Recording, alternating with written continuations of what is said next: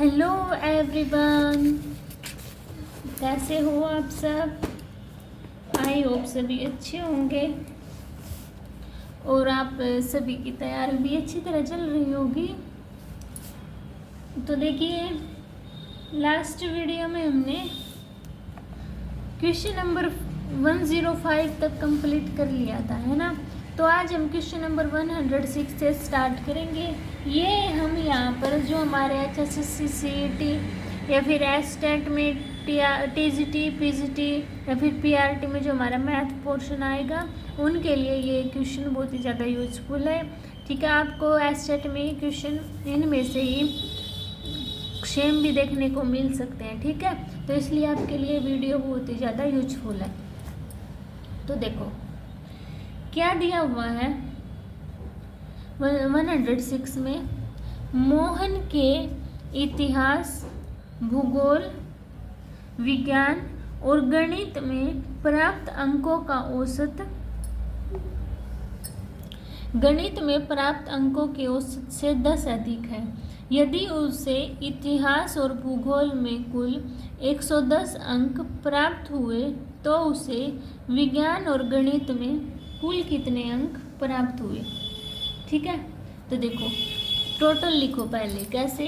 जैसे इतिहास में, भूगोल में, विज्ञान में और गणित में अपॉन में 4। इनका टोटल क्या हुआ है? गणित में प्राप्त अंकों से 10 अधिक, यानी कि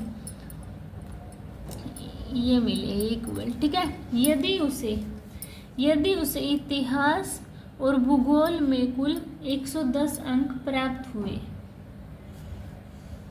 तो उसे विज्ञान और गणित में कितने अंक प्राप्त होंगे, ये आपको फाइंड आउट करना है। ठीक है, अब देखो इसको सोल्व करो। इसको 4 को मल्टीप्लाई करना। देखिए ना, इतिहास, भूगोल, विज्ञान और गणित 40 प्लस में 4 गणित के, है ना। 4 को इस साइड लेके आओ तो इतिहास, भूगोल, ये विज्ञान और 3 गणित के इक्वल टू 40। अभी इसकी वैल्यू दी हुई है मेरे पास 110, तो विज्ञान और 3 गणित के हैं मेरे पास 40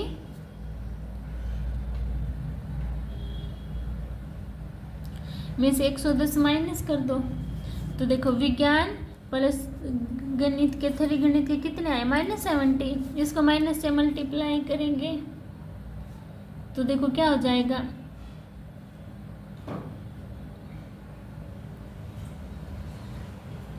माइनस, ये साइड आके माइनस होगा ना यहाँ पे, तो ये माइनस माइनस ये प्लस हो जाएगा, ये माइनस इक्वल टू 70, यानी कि 3 गणित के माइनस में विज्ञान के किसके इक्वल है? मेरा 70 के। ठीक है, तो क्या है, उसे विज्ञान और गणित में कितने अंक प्राप्त हुए। इसका तो कुछ आगे फिर नहीं निकाल सकते ना कि कितने क्या प्राप्त हुए। हमारा तो ये आता है कि सॉल्यूशन है, तो क्या है, आंकड़े अपर्याप्त है। ठीक है, इसको यानी कि आगे हम सोल्व नहीं कर सकते, है ना। अभी नेक्स्ट देखिए, किशन के पास कुछ मुर्गियां और कुछ गायें हैं। ठीक है, कुल प्राणी यानी कि टोटल 59 है। उनके पैरों की संख्या कुल 190 है। तो किशन के पास कितनी गायें हैं? मान लो किशन के पास है 36 गायें। ठीक है, टोटल 59 है, तो 36 इसमें से गए तो कितने बचे? 23 बचे। 36 गायें हैं, गाय के कितने पैर होते हैं? 4। तो मल्टीप्लाई करो, 4 6 24, 4 3 12 2 14। और क्या है, मुर्गी के 2 पैर होते हैं, तो अब इसको कर दो, 3 2 जा 6, 2 2 जा 4 46। तो इसमें ऐड करना 190 आ गया ना मेरा।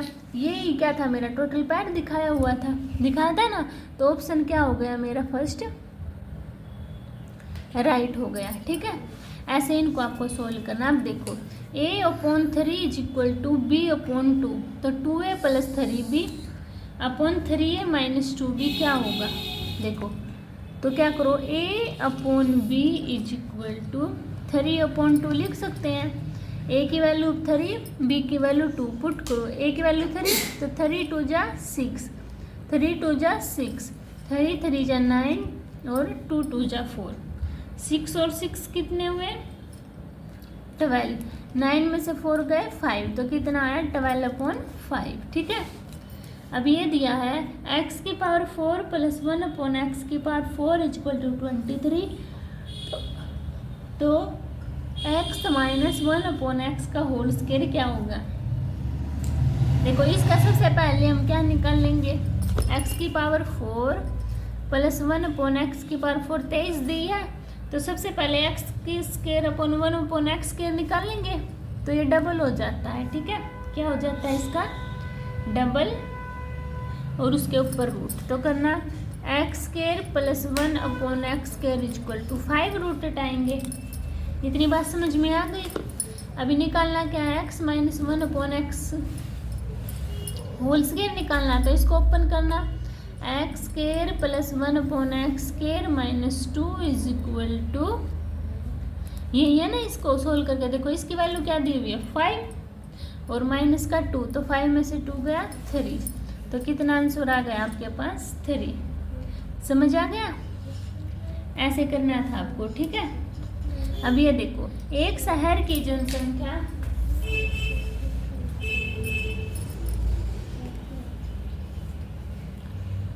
पर पहले वर्ष 20%, दूसरे वर्ष 25%, तीसरे वर्ष 44% बढ़ती है, तो तीनों वर्षों की औसत दर क्या होगी? ठीक है, आपको ये सोल्व करना है। देखो इसको कैसे करते हैं, मान लो हमारे पास है जनसंख्या 100, मान लिया। अब देखो 100 में से पहले साल 120%, वो 20% है ना, तो 120% हो गया, 25% तो 125%, 40% है तो 144%। अब इसको काट दो, 0 से 0, 25 4 जा 5, 4 3 12, 5 दूनी 10, 2 से 14, 2 दूनी 4, कितना आया 216। यानी कि 100 थी, कितनी बढ़ी है 116 बढ़ी है, कितने साल बढ़ी है 3 साल में, है ना। तो कितनी होगी, डिवाइड कर दो, 3 3 जा 9 और 3 7 जा 26, ज़्यादा होगा, 3 6 जा 18, है ना। इसको डिवाइड कर दो 116 को, देखो 3 3 जा 9, 3 8 जा 24, 3 6 जा, है ना 38.6 के समथिंग आ रहा है, तो मेरा सी ऑप्शन क्या हो गया, राइट हो गया। ठीक है। अभी देखो नेक्स्ट क्वेश्चन क्या दिया है, x equal to A B minus C, Y equal to B C minus A and z equal to C A minus B, तो x अपॉन ए का cube plus Y upon B का cube plus z upon C का cube क्या होगा? देखो x equal to A B minus C है, तो x upon A B minus C, Y upon B क्या दिया हुआ है c minus A and z upon C A minus B, ये दिया हुआ है। तो इसको एक बार देखो, ये देखना, देखो b माइनस सी प्लस सी माइनस ए प्लस ए माइनस बी, अगर मैं इनको ऐड करती हूँ तो ये सभी क्या हो रहे हैं, कैंसिल आउट हो रहे हैं। तो इनको ऐड करके इनका क्यूब कर दो, x अपॉन ए का क्यूब, y अपॉन बी का cube plus z upon C का क्यूब, है ना। तो क्या होगा, ये देखो b माइनस सी का क्यूब प्लस c माइनस ए का क्यूब और a माइनस ए का क्यूब, तो किसके इक्वल होगा 3a minus B, b minus C, c minus A के इक्वल होगा। इसकी वैल्यू क्या है एक्स वाई जेड, तो 3xyz upon A B C, तो हमारा ये आंसर क्या आ गया फाइनल। ठीक है। अभी देखिए नेक्स्ट क्वेश्चन, 2 रेलगाड़ियाँ जिनकी लंबाई क्रमशः 200 व 300 मीटर है तथा उनकी चाल क्रमशः 70 किलोमीटर पर घंटा 60 किलोमीटर पर घंटा है, समानांतर पटरी पर एक दूसरे की तरफ चल रही हैं, तो वे कितने समय में एक दूसरे को पार कर लेगी? देखो टोटल दूरी कितनी होगी 500 होगी, तो 500 अपॉन में कितनी है चाल उसकी 70 है एक साइड और दूसरी 60 दोनों की, तो टोटल कितनी होगी 130 यानी कि 130। और किससे करेंगे फिर हम मल्टीप्लाई 5/18 से, यानी कि 500 अपॉन में 130 मल्टीप्लाई 18/5। तो इसमें क्या है, हमारी सेकंड निकल जाएगी, काट दो। 5 से 10 तक कितना है, 180/13। ठीक है, इसको डिवाइड करोगे तो आपका कितना आएगा, डी ऑप्शन राइट। ठीक है, समझ आया सभी को। अभी देखिए नेक्स्ट क्वेश्चन 113। ABC एक त्रिभुज है, माध्यिका CD और BE एक दूसरे को O पर काटती है, तो ODE रेशियो ABC क्या होगा। देखो एक त्रिभुज है मेरे पास ABC, ये माध्यिका है DE, ये ऐसे इनको किस पर काट रही है, O बिंदु पर। ठीक है, और मेरा ODE जो ODE ट्रायंगल है वो सर्वांग सम है, यानी कि समरूप है, सेम है किसके, OBC के। ठीक है, तो देखो ODE अपॉन OBC किसके इक्वल होगा, D स्केयर अपॉन BC का स्केयर, तो 1/4 यही तो होगा ना। अब देखो तो मुझे ODE निकालना है, तो किसके होगा, 1/4 मल्टीप्लाई 1 2 3 4, टोटल 4 थे ना, इसलिए ये 4 लिखा। ठीक है, मल्टीप्लाई ABC, तो इसको सोल्व करना कितना आया, 1/12, यानी कि 1:12 हमारा आंसर आ गया। ठीक है, अभी देखिए नेक्स्ट। एक परीक्षा में पास होने के लिए 270 अंक पाना जरूरी है। एक विद्यार्थी को 216 अंक मिलते हैं और उसे 8 अंकों से अनुत्तीर्ण घोषित किया जाता है, तो विद्यार्थियों को अधिकतम कितने अंक मिले। 270 अंक पाना है और 216 अंक मिलते हैं और 8% अंकों से क्या होगा, अनुत्तीर्ण हो गया है ना। तो देखो कितने नंबर की कसर रह गई थी, उसको वो निकाल लेंगे पहले। 270 में से 216 को माइनस करो, 10 में 6, 6 में गया 5, यानी कि 5 नंबर की 54 नंबर की उसमें कसर रह गई। 8% से अनुत्तीर्ण हो गया, मतलब 8% की वैल्यू कितनी मेरी, 54% है ना। 54% है तो इसका निकाल दो, 54/8 मल्टीप्लाई 100, 4 दूनी 8, ये 25 पर गया और ये 27 पर, तो 27 की और 25 की मल्टीप्लाई 675 है ना। टोटल अंक कितने हो गए मेरे पास, 675। ठीक है, अभी नेक्स्ट देखिए, ये दिए हुए मेरे पास, मुझे इसका मान बताना है x का, है ना। देखो ये 37 है, ये 90 है, तो ये कितना होगा, पूरा 180 का होगा ना, ये हमारा 33 का हो गया, है ना। तो देखो 37 + 90 कितने हो गए, 37 और 90 को ऐड करना, 7 9 3 12, 127, 33 ही होगा ना ये। अब 180 में से 127 माइनस करना, 10 में 7 गए 3, 6 में 7 में से 2 गए 5, तो कितने का है मेरा, 53 का है ना। तो ये भी तो क्या होगा, इसके सेम होगा ना ये एंगल, यानी कि इन दो, तो क्या है मेरा x की वैल्यू 53, यानी कि 53 डिग्री का मेरा एंगल हो गया। ठीक है, अभी 116 देखिए। एक थैले में ₹1.50 तथा 25 पैसे के कुल 2:3:5 के अनुपात में है। यदि इन संख्या कुल सिक्कों का योग 114 है, तो 50 पैसे के सिक्कों की संख्या कितनी है। देखो ₹1 उसको 100 पैसे बना लिए, 50 पैसे के 25 पैसे के, 2 3 और 5 में दिए हुए हैं, इनको x मान लो एक बार, तो मल्टीप्लाई कर दो, 2x + 100 + 3x multiply 50 + 5x multiply 25, total कितने दिए हुए मेरे पास, 114, इसको भी 100 से कर दो। इतनी बात समझ में आए। अब इनको ऐड करना है एक बार,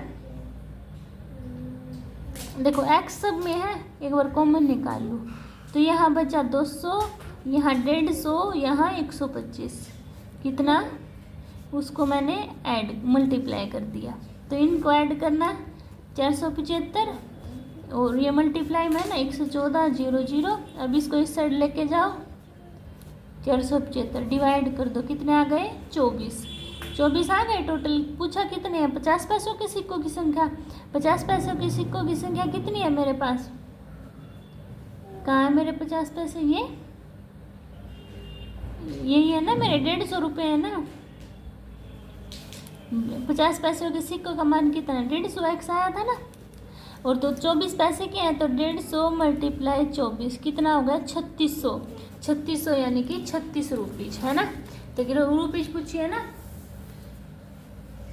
36 आ गई मेरे पास। ठीक है, समझ आया सभी को। क्या किया मैंने, रेशो दिया हुआ था, ये डायरेक्ट मल्टीप्लाई कर दिया और जितने टोटल सिक्के दिए हैं उसके साथ हाँ उसको भी 100 से मल्टीप्लाई कर दिया और एक्स की वैल्यू निकाल दी। ठीक है, अभी देखो, दो वृत्त एक दूसरे को बाह्य स्पर्श करते हैं। ठीक है, बाह्य यदि उनकी त्रिज्याएं 12 और 8 सेंटीमीटर है तो उनके केंद्रों के बीच की दूरी क्या होगी। देखना 4 दूनी 8 और 4 तिये 12 3 2। देखो कैसे निकाल लूँगी मैं, मान लो मेरे पास ये है, ठीक है, R1 R2 स्पर्श करें, इनके बीच की दूरी कितनी दी हुई है 8 और 2 दी हुई है। तो 8 और 2 कितने हो गए 12 दी हुई है ना। हाँ 12 और 8 है तो कितने हो गए 20। आंसर कितना आ गया मेरा 20। केंद्रों के बीच की दूरी बतानी है ना, इसकी वैल्यू दी हुई है, इसकी वैल्यू दी हुई है, बतानी है मुझे ये पूरी की कितनी दूरी है, तो ऐड ही तो होंगे डायरेक्ट। ठीक है, अभी देखो नेक्स्ट, 7 मीटर लंबे तथा 2 मीटर त्रिज्या वाले एक ठोस बेलन को पिघलाकर शंकु बनाया जाता है। यदि शंकु की त्रिज्या बेलन की त्रिज्या के बराबर हो तो शंकु की ऊंचाई क्या होगी। पिघलाकर शंकु बना दिया तो बेलन का आयतन निकालेंगे। सबसे पहले h दी हुई है और रेडियस दी हुई है। बेलन का आयतन क्या होता है पाई आर स्क्वायर एच, तो 22/7 मल्टीप्लाई आर की वैल्यू आर स्क्वायर 2 है और h 7 है, कट गए तो 88 आ गई मेरे पास। तो शंकु का आयतन भी कितना होगा मेरे पास 88 होगा ना, और शंकु की त्रिज्या ये भी, तो 1/3 पाई आर स्क्वायर एच किसके इक्वल है 88 के, है ना, इसके तो इक्वल है। अब एच निकालनी है मुझे, आर तो मेरे पास 2 ही होगी जो उसकी सेम ही तो होगी, तो निकालना 88 × 3 × 7 7/22 × 2 × 2 42 दूनी 44 44 दूनी 88, कट गया 3 7 जा 21। तो कितनी आ गई मेरी हाइट 21 इनकी 21। ठीक है, अभी देखो, किसी साधारण ब्याज दर पर 800 के 3 वर्ष में 956 और यदि ब्याज दर 4% बढ़ा दी जाए तो 803 वर्ष में कितने होंगे। देखो 956 हो गए, कितने के हुए हैं 800 के कि तो कितने रुपए हमारे ब्याज में मिले 156, कितने साल में मिले 156 3 साल में, तो 3 पंजे 15 3 दूनी 6, 1 साल के कितने हैं 52 रुपये, है ना। तो हम निकालेंगे रेट, तो 52 अपॉन में यानी कि टोटल हमारा मूलधन जितना था 800 × 100 काट दो, कितनी आ गई मेरी रेट 6.2 यानी कि 6.5 आ गई। अब रेट 4% और बढ़ा दी, तो बढ़ाना तो 10.5 हो गई मेरी। तो पूछ रहा है समान राशि यानी कि 800 इस 10.5 पर 3 साल में मुझे कितना ब्याज मिलेगा। 2 0 से 2 0। अब इसको सोल्व करो और आगे 5 दूनी 10 5 दूनी 10 5 एकम 5 2 चौके 8 4 तिये 12 21 और 12 ऐड करना 12 एकम 12 दूनी 24 1 25 252 और 800 रुपये ये, तो ऐड करो इसको टोटल 1052 मुझे रुपये मिलेंगे। ठीक है, यानी कि सी ऑप्शन क्या हो गया राइट। अभी देखो 225 का 25% प्लस 3000 का 25% इक्वल टू एक्स हो, तो 25% है 25/100 यानी कि 1/4 लिख दिया, इसका भी 1/4, तो डायरेक्ट ये आंसर दे रखा ना, तो 120 का ये ऑप्शन क्या हो गया मेरा राइट हो गया। ठीक है, तो आपको ऐसे ये सोल्व करने थे। तो हमारा ये भी मॉडल टेस्ट पेपर कंप्लीट हो गया है। अगर आपको हिंदी, इंग्लिश या फिर हरियाणा जी के जो हमारे यहाँ स्टेट में आएगी, और कॉमन सेक्स में जो मैथ रीजनिंग, अगर उनकी भी प्रैक्टिस करवानी है तो आप बता देना मुझे कमेंट करके, ठीक है। तो एस तक मैं उनकी भी आपके लिए कंटिन्यू सीरीज़ रख लूँगी। और अगर आपको मेरी वीडियो अच्छी लगती है, पसंद आती है, तो प्लीज़ चैनल को लाइक सब्सक्राइब कीजिए, वीडियो को शेयर कीजिए, लाइक कीजिए। Bye bye.